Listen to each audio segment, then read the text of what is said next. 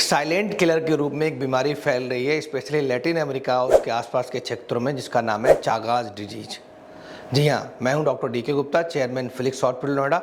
आज हम बात करेंगे चागास डिजीज की, इसका कैसे फैलती है, क्या पॉजिटिव एजेंट है, क्या इसके रिस्क फैक्टर हैं, क्या प्रिवेंशन है और क्या ट्रीटमेंट है।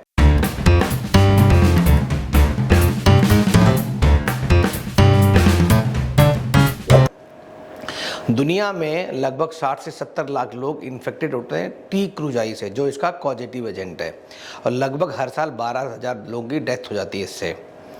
कैसे फैलती चागास डिजीज? ये नॉर्मली एक ट्रिपैनोसोमा क्रूजाई पैरासाइट है, जो किसिंग बग जिसको बोलते हैं या चागास बग बोलते हैं, उसके द्वारा फैलती है, और कभी कभी ह्यूमन के ब्रेन को, स्टमक को और हार्ट को भी इन्फेक्ट कर सकते हैं।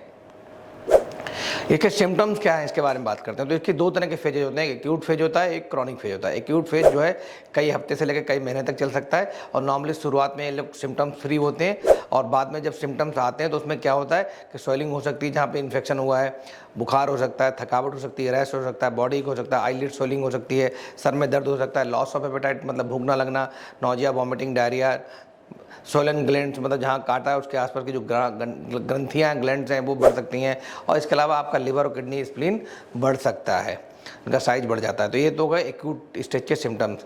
क्रॉनिक सिम्टम्स क्या होते हैं कि कभी कभी ये बीमारी जो 10 से 20 साल तक रह सकती है, उसमें क्रॉनिक सिम्टम्स क्या होते हैं कि हार्ट बीट का इरेगुलर हो जाना, कभी कभी हार्ट फेलियर हो जाना, सडन कार्डिक अरेस्ट हो जाना, कभी कभी उन लोगों को जिनके ईसोफेगस या जो फूड पाइप है वो इन्वॉल्व हो जाता है, तो उसकी वजह से उनको खाना खाने में दिक्कत हो सकती है। स्टमक एक हो सकता है, मतलब पेट में दर्द हो सकता है, बिकॉज अब जो कॉलन का इन्वॉल्वमेंट होता है, जिसकी वजह से कॉलन बड़ी हो जाती है, उसकी वजह से कॉन्स्टिपेशन और पेट दर्द हो सकता है।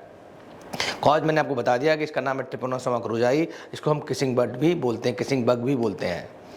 अब बात करते हैं कैसे फैलता है या क्या और कॉजेज हैं इसके। अनकुक्ड फूड खा लिया आपने, या जो उनका जो फीसेस होता है इन्फेक्टेड बर्ड्स का, बग्स का, उससे फैल सकता है। एक मदर से बच्चे में ड्यूरिंग प्रेगनेंसी फैल सकता है, ब्लड ट्रांसफ्यूजन से फैल सकता है, एक ऑर्गन ट्रांसप्लांट हुआ उससे, अगर इन्फेक्टेड ऑर्गन है तो उससे फैल सकता है। इसके अलावा और क्या रिस्क फैक्टर होते हैं? जो लोग ऐसे ट्रॉपिकल एरियाज में रह रहे हैं जहाँ पे बीमारी कॉमन है, लिविंग कंडीशन बहुत पुअर है, अगर पेट्स हैं और पेट्स ऑलरेडी इन्फेक्टेड हैं तो उनसे फैल सकता है। कॉम्प्लिकेशंस क्या होते हैं उसके बारे में बात करते हैं। इसके कॉम्प्लिकेशंस बहुत सीरियस हैं, इसलिए हमें ध्यान से सुनना चाहिए। हार्ट फेलियर हो सकता है, जैसे मैंने बताया था, इरेगुलर हार्ट बीट हो सकती है, हार्ट फेलियर हो सकता है, और हार्ट अटैक या हार्ट कार्डियक अरेस्ट भी हो सकता है। इनलार्जमेंट ऑफ ईसोफेगस या फूड पाइप, जिसकी वजह से फूड पाइप बहुत बड़ा हो जाता है, उसकी वजह से सॉलिंग में, खाना खाने में दिक्कत होती है, तो ये बड़ा एक कॉम्प्लिकेशन है। इसके अलावा कॉलोन, जिसको मेगा कॉलोन बोलते हैं, उसका इनलार्जमेंट होता है, जिसकी वजह से कॉन्स्टिपेशन है, पेट दर्द हो सकता है, वॉमिटिंग हो सकती है, और ये सीवियर प्रॉब्लम क्रिएट कर सकता है।